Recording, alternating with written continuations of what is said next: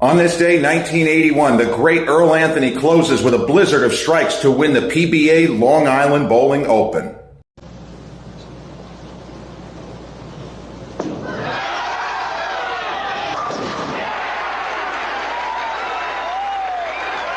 Gil Sliker. He can take the lead for the first time in a match with a strike here. His trail all the way. Sliker's led all the way. Anthony can take the lead. And Sliker in the three matches up to this moment has never trailed.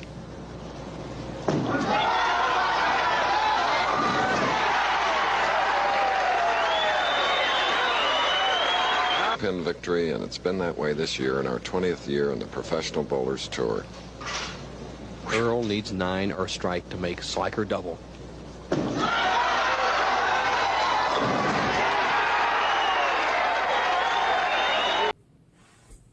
And a hearty welcome to one and all. This is episode 150 of the Confessions of a Not So Dangerous Mind podcast. I'd like to thank you all for spending some of your Thursday afternoon here with me in New York.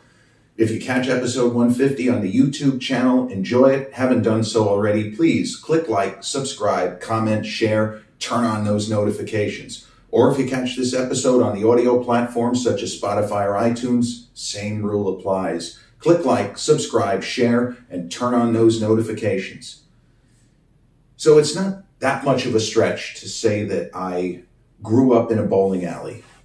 My father's father, Nathan Cohen, owned Woodmere Bowling Lanes and Backstage Club, which is still very much alive and well and operating at full capacity in Woodmere, New York, as we speak. And I grew up in Massapequa.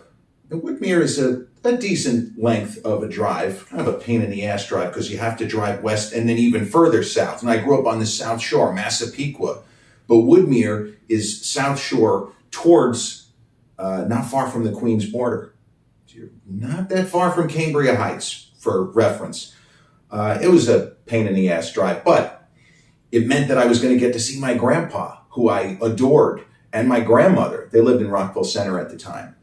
I spent a lot of my formative years in bowling alleys, not just Woodmere. Where I grew up in Massapequa, there was Massapequa Bowl, which was not much more than a quarter of a mile away from where I grew up, still there. And in Massapequa Park, the now sadly long gone 300 Bowl. I spent a lot of time in those bowling alleys and in Woodmere lanes.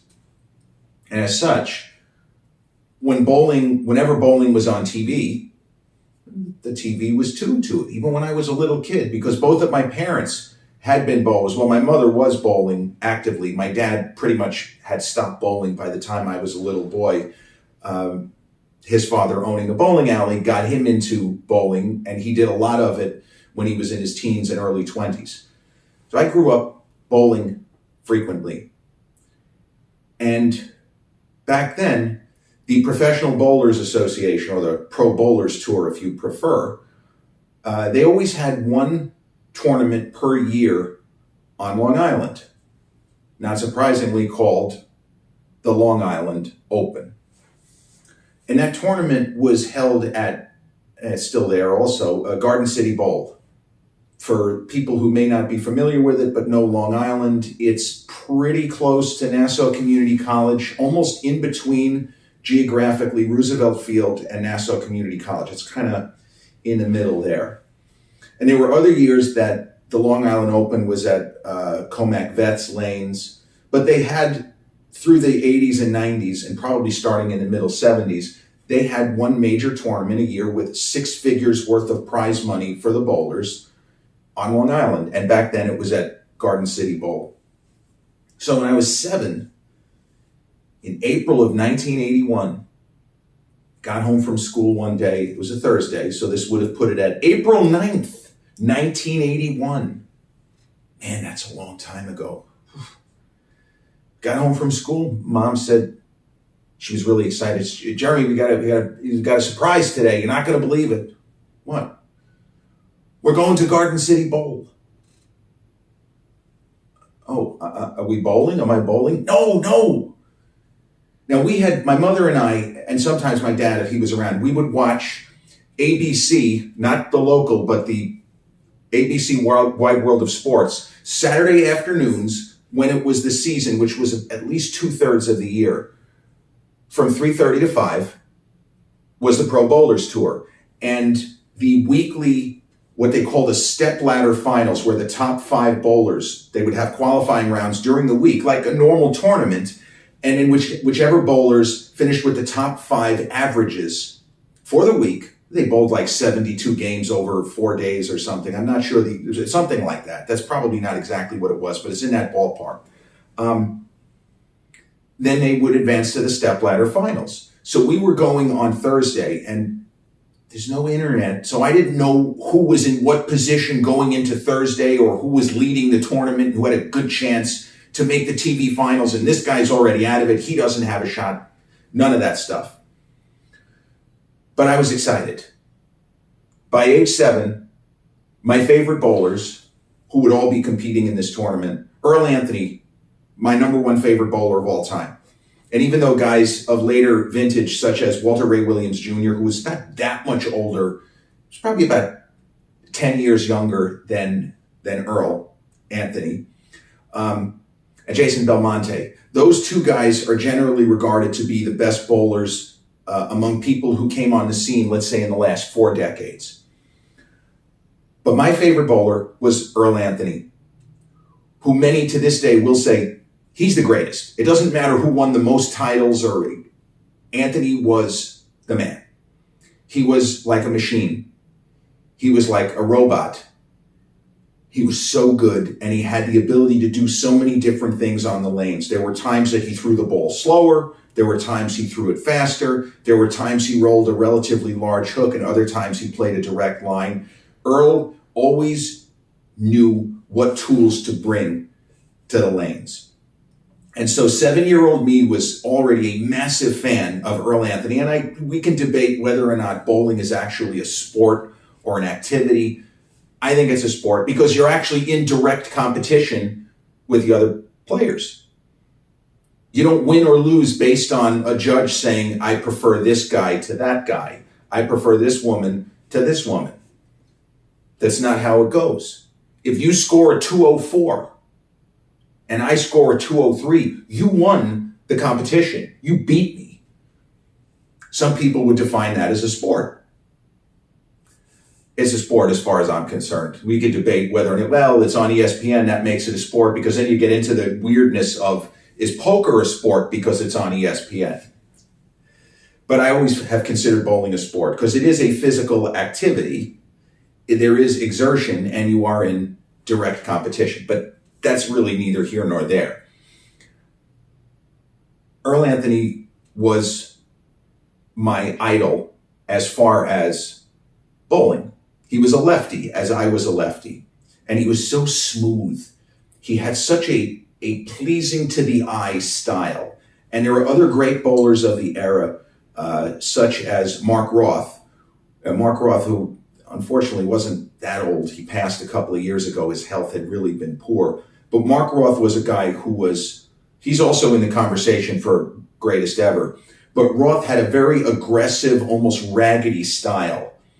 And he took like 6 or 7 steps. He used to say, I don't even know how many steps I take. There was just something about Mark Roth's style that threw me off. Oh, and he was a righty. And then he had other guys like Marshall Holman. There were other left-handed bowlers I really appreciated. It's big Steve Cook and Mike Albee. But I was excited because in this era, you never got to meet your heroes. You never got to meet people you looked up to or people you had followed in movies, on television, read about perhaps in the newspapers. You never got to see them unless you went to an event like this. Or in the case of movies, if you went to a premiere and somehow maybe a VIP scenario. But generally speaking, it's nothing like now. And they didn't have social media accounts, so you couldn't interact with them directly. Earl, I watched you win the tournament. You're my favorite bowler. Thanks, kid. No. You either met someone or you didn't meet someone. So when we were on our way to the bowling alley that day, I was just excited, but I wasn't thinking in these terms. It was still conceptual. I didn't know what it was going to be like in the bowling alley. So basically, you get there, and I think we were slightly late. They had already started bowling. And you had essentially one competitor per lane. I think they were down to 48 by this point, and it was a 50-something lane house. So the way they worked it was the players were bowling against one another, but unless it's a position round, they're not directly in competition with each other. So what that means is if, for example, Sam Zurich is on lane 16 and Mike Albee is on lane 17, and Zurich rolls a 280, let's say 279, 280 is very unlikely. Zurich rolls a 279 and Albee rolls a 258. That doesn't mean that Zurich wins. It just means that his score is tallied with his other 30 or 40 whatever games, and it rolls up like that. Unless it's specifically some sort of position round, it doesn't have any bearing on who's going to end up being in the TV top five.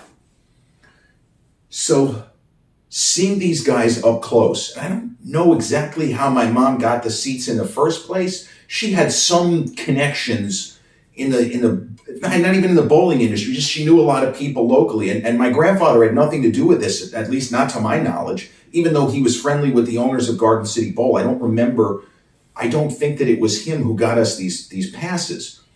But we were sitting very close. And this is where you got to kind of have it in your head. It's just a bowling alley. It's not a sports arena.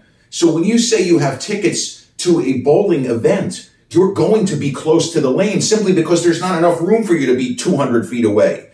If you think about what a bowling alley looks like, you got a front desk, you might have a bar with some video games, pool table or something like that, snack bar, and then you're going to have lanes, sometimes 50 lanes on one side, or some of the like Long Island Bolero places, you might have 32 lanes on two sides. And then there were alleys like 300 Bowl in Massapequa where they had, I think 24 lanes on two levels. This place was one level, and I think that all of the lanes were on the same side, if memory serves. So we get there, and we're right on top of the action. And what we were doing was we were moving with the bowlers we wanted to see. So Earl Anthony was bowling. We wanted to, be close to Earl Anthony. And I didn't meet anybody in the first like half hour or hour. I was just in awe. Just the idea of seeing people who were only names and they were only flickering images on a television screen when TVs were nothing like now. We had a 19-inch color TV in the basement, in the den of the old house in Piqua. We had like a big, huge box, like a 22-incher, but I don't think it was really 22 inches, TV in the living room. And the television my parents had in their room upstairs was it was a black and white TV. They won in a contest at Kutcher's. There's a name for the old heads. It was a Catskills resort. It's long gone. And my parents won some kind of strange raffle or a drawing for a color TV. It turned out to be a black and white TV. But nevertheless, that was the TV they had in the room. So we had 3 TVs in the house when I was this age. You had a color TV in the living room, which wasn't that great, and a nicer color TV in the den, which it wasn't that big, and the reception was okay. We had cable. But still, just watching people on a TV screen versus seeing them in person. And again, the idea of everybody appears to be old when you're a little kid. So we moved to, we watched a game, and I don't remember who was competing who were the 2 guys in the first game. I know there was Sam Zurich, and Sam Zurich won a couple of tournaments, and I feel like we watched Steve Cook bowl. Steve Cook was a big dude. He looked more like a football player than a professional bowler. He was a big lefty. I don't know if Johnny Petraglia, another great old lefty, was there. But we moved lanes. I don't remember if we moved of our own accord or whether we were moved because of how the tickets or these passes worked. But we moved to a lane, and a bowler came over holding, bowling bag or whatever he had, a little drink. And I realized it was Mike Albee. And Mike Albee was probably in his mid-20s at the time, if he was even that old. But I knew who he was. And when I tell you I was no more than 8 feet from him, we were right behind what's known as the settee area, like where the carpeting is, not on the lane and not in the area with the ball return, but just before you get up to the main sort of walkway in the bowling alley. And I'm no more than 6 or 7 feet from Mike Albee. And when I realized it was him, I'd just seen him on TV the previous week. And I had a look on my face and without even thinking, I blurted out, "Holy shit." I didn't say holy shit. I said, "Holy cow, it's Mike Albee." And I must have had a look on my face that was humorous, because Mike Albee gave me the biggest smile, huge smile, and put his hand up as if to wave. He says, "How you doing?" I was like, yeah, good. So I always had a good idea and thought of Mike Albee, because he responded to my kind of choked cry of his name as a really nice person.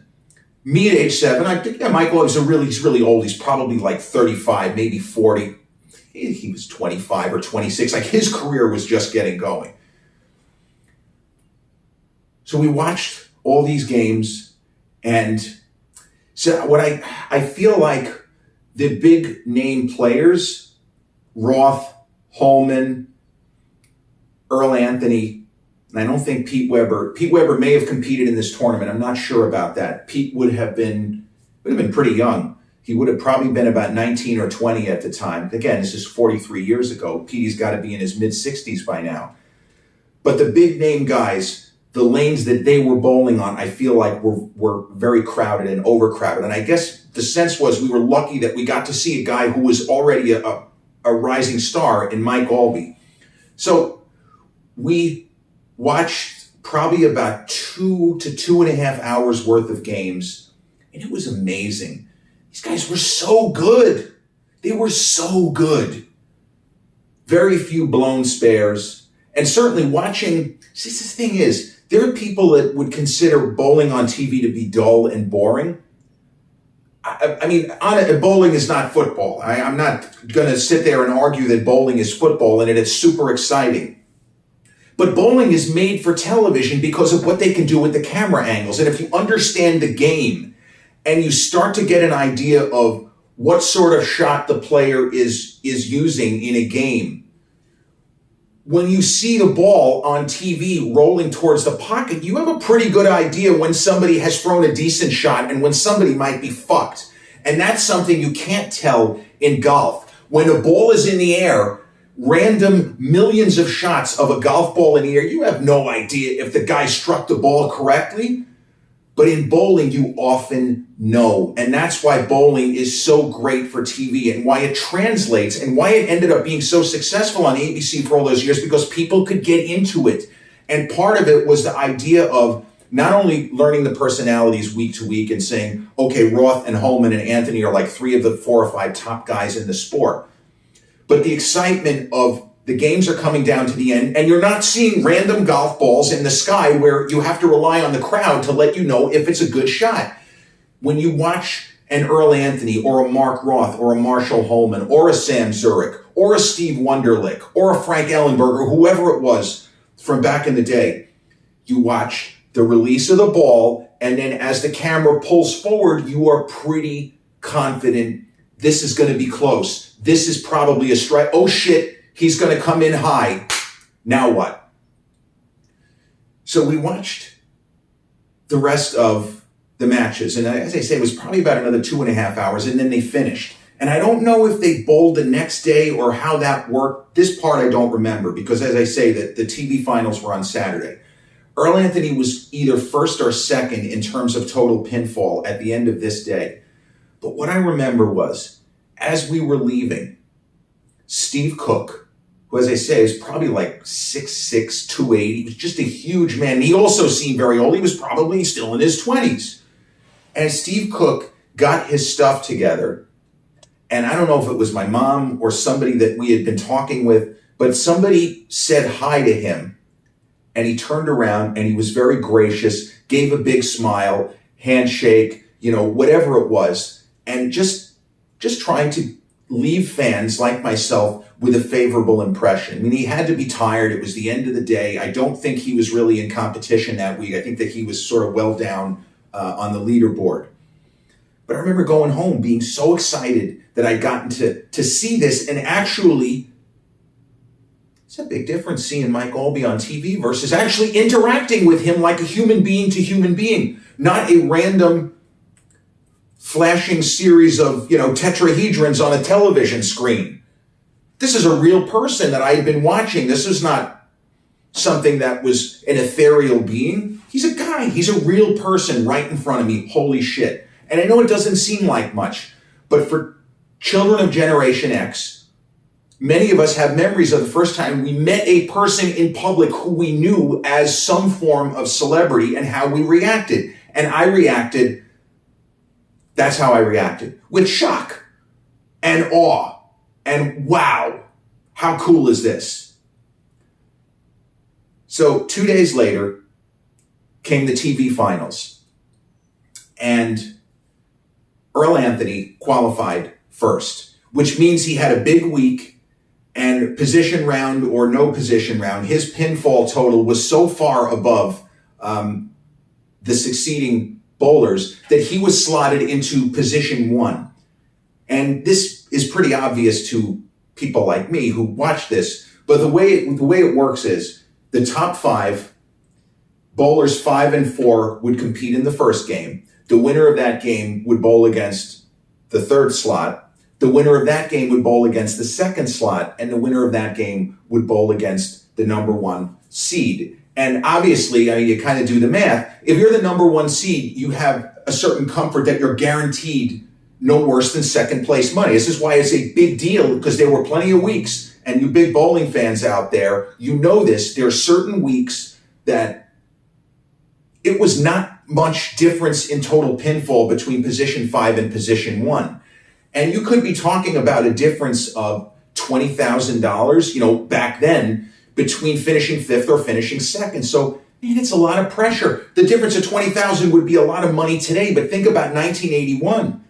It's an enormous amount of money back then. So the fact that all the tournaments were guaranteed 6 figures, that was a big deal when the Pro Bowlers Tour and the PBA, when they were able to get it together, that there were not going to be any major tournaments where the total prize money was less than 6 figures. The Firestone Tournament of Champions, that was the biggest tournament of the year. The prize money was up to at least $200,000 back then. A big deal. So we get to Saturday, and a bowler by the name of Gil Sliker, I think he was seeded 3rd, and he ended up winning his match. I think he played, Wayne Webb, who was actually PBA's Rookie of the Year in 1980. Oh, no, I'm sorry. I'm pretty sure that he was Bowler of the Year. So Wayne Webb kind of came on the scene, and I think Mike Albee may have been Rookie of the Year in 79. It's something like what I just said. Maybe I got the years wrong, but Albee was Rookie of the Year, Wayne Webb was Player of the Year, and at some point, 79, 1980. So Wayne Webb won the first match. Wayne Webb ended his career with at least 20 titles. He's in the PBA Hall of Fame, as is Albee, by the way. Wayne Webb, I believe, won the first match. And then he faced a guy named Gil Sliker. I don't remember seeing Gil Sliker bowl that day. I also, as at age 7, I may not have recognized him anyway. But Gil Sliker was an interesting player. He was not on the top tier, but he was a guy who was very competitive, and he seemed to have nerves of steel. His facial expression rarely changed. Like, you couldn't tell if you saw him on TV whether he was sitting, waiting for his opponent to go, or whether he was on the lanes. He had such incredible control of his face. It's like, you can't tell. He looks exactly the same. His facial expression is the same when he's on the lanes preparing to throw a shot, preparing to approach the lane and throw, versus sitting on a chair. So Gil Sliker, who I believe was seeded 3rd, beat Wayne Webb, and I don't remember who he played in the kind of semifinal match, if you will, but he won that match. And he won his 2 matches, and what they said on the telecast was he didn't trail. So he won both of those matches, even if they weren't like runaways. He wasn't really challenged, that he led wire to wire. And sometimes it just be like that, where you start getting strikes and your opponent maybe makes an early mistake or just is sparing and not stringing strikes together. And before you know it, it's the 6-7 frame, you're up by 30 pins, and you pretty much just have to mark out and you're going to win. So got to the finals, and I was so excited to see my guy, Earl Roderick Anthony, the greatest bowler who ever lived, looking back on it now, bowling in the finals. And certainly having just watched this tournament live, I felt connected to it. It felt like I was more part of it than I otherwise would, which isn't to say that I didn't used to go nuts when Earl was bowling and be cheering him on, come on, Earl.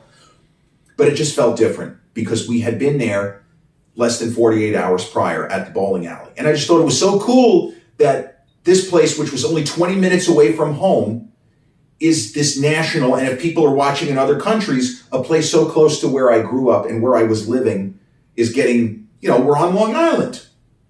International recognition for Long Island, New York. This is the kind of stuff that I would stress over as a little kid. But in the final match, Earl was down. He was down the whole way. Now, he bowled well, and this is the thing with bowling. It's unlike any other sport where you can throw one perfect shot after another and just not get enough strikes. And Earl, I think he had 4 9 spares in the first 7 frames. So he wasn't able to kind of string together strikes. And I think Sliker had a double and a triple, and neither guy had any open frames. But Earl was losing. And if you watch the video, going into the 9th frame, the announcer, who is Nelson Burton Jr., basically is, and they're all looking at the scoreboard, he says, if Earl doesn't strike here, the match is over.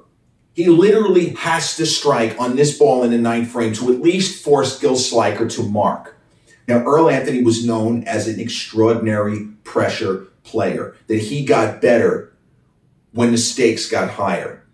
And true to form, Earl rolled a strike in the 9th. And he had rolled a strike in the 8th, and that's an important point to note. So that what they used to do is a bowler would bowl 1 frame on the TV championship finals, would bowl 1 frame, and then his opponent would bowl 2 frames, and then they would alternate 2 frames. I know it's a little bit weird, but that's how they did. So this particular match, Sliker rolled 1, and then Earl 2. And so you get to where Earl is going to finish, where Earl is through 8 frames. He gets to strike in the 9th, and then Burton Jr. says, if Earl can get this triple, he's right there. Meaning if he throws a strike on the first, but he still really needed to get a strike on the first ball of the 10th to put any kind of pressure on Sliker. And sure enough, Earl again buries one, a beautiful shot, arced right into the pocket. Place goes crazy. And then Burton says, if Earl gets another strike on the second shot of the 10th, he will really put the pressure. He'll take the lead in the match. It's too involved as to how they figure this out, because how do you have a lead or not have a lead when somebody hasn't gone yet? But if Earl gets a second strike, he's going to put enormous pressure on Sliker. Earl gets another strike. So now he's got 4 in a row. And they recalculating, and Nelson Burton Jr., the color commentator, says, if Earl gets a 9 or a strike on his last shot, he forces Gil Sliker to roll the first 2 strikes to win the match. So Sliker still had his destiny in his hands because Earl had been down. He couldn't end the match on his own, because sometimes we see that where they say, if he strikes in the 9th and the first shot of the 10th, match is over. His opponent is, he just has to stay in the building, was what they used to say. The match is over. Earl rolled another strike. So after having struggled for the first 8 frames, I think he only rolled 2, maybe 3 strikes. He suddenly found his spot, and he ended with 5. That's the championship stuff right there. That's how you do it. So Earl ended with 5 strikes, and Gil Sliker had to get 2, the first 2 to win, and he left a 7-pin on the first shot. It was just kind of a shitty break, but that's bowling. Sometimes you put the ball in the same spot, and 9 times out of 10, it's going to go down, and sometimes it's not. And Sliker threw a shot that will almost always result in a strike, and with all the pins spinning and mixing around, the 7-pin stood, and Earl Anthony won the tournament. And not surprisingly, I was exulting, I was thrilled. But I always remembered being there. And it's one of my most extended early memories. I remember so much about being at Garden City Bowl on that Thursday. Having some food, meeting the different people, Marshall Holman coming over to say hello to the fans. All of the bowlers were really nice. And Marshall Holman had a reputation for kind of being a little bit cranky and having an attitude. He was a great bowler. Marshall Holman, another guy, hands down, easy top 10 greatest bowlers who ever lived. The closest approximation of Marshall Holman would be Pete Weber as far as the attitude. But Holman had such beautiful technique. I mean, form-wise, he was up there with Anthony. His form was so perfect. He did everything right up there. Being there, though, seeing it live for the first time. First and only time. I never went to another Long Island Open. Well, I went to a Long Island Open not to watch the pros. I went to a Pro-Am, and I competed in a Pro-Am in 1991. That's a story for another podcast. But the feeling of being part of something at such a young age, even though I really wasn't, but it felt like I was, because I got to go. I got to see the best in the world. I was 6 feet away from some of the biggest names. I got to meet, shake hands with Steve Cook and Marshall Holman 1 foot away from me, giving me a wave and a smile. What an amazing experience. Thanks to my mom and whoever got us the tickets. I have no idea who got us the tickets. 43 years ago today, April 11th, 1981, I went on April 9th. But 43 years ago today was a Saturday, and the finals, the ABC TV finals of the Pro Bowlers Association, the PBA, it was kind of alternately known as the PBA, Pro Bowlers Association and Pro Bowlers Tour. But the PBA Long Island Open at Garden City Bowl, the televised finals, which took place from 3:30 to 5 p.m. Eastern Time on ABC, New York, and around the globe, spanning the globe. 43 years ago today, the PBA Long Island Open, won by Earl Anthony, arguably the greatest bowler who ever lived. What an incredible experience, and what a great golden-hued memory for a 7-year-old boy who loved bowling. And in the scale of my all-time sports idols, Muhammad Ali first, John McEnroe, the tennis player, and another lefty, third, Earl Anthony, my number 2 all-time sports hero. This has been episode 150 of the Confessions of a Not So Dangerous Mind podcast. I'd like to thank you all for joining me here on this Thursday late afternoon. And if you caught this episode on the YouTube channel, enjoyed it, haven't done so already, please click like, subscribe, comment, share, turn on those notifications. Or if you catch this episode on the audio platforms such as Spotify or iTunes, same rule applies. Click like, subscribe, share, and turn on those notifications. I'll be back with episode 151 real soon. Until then, peace.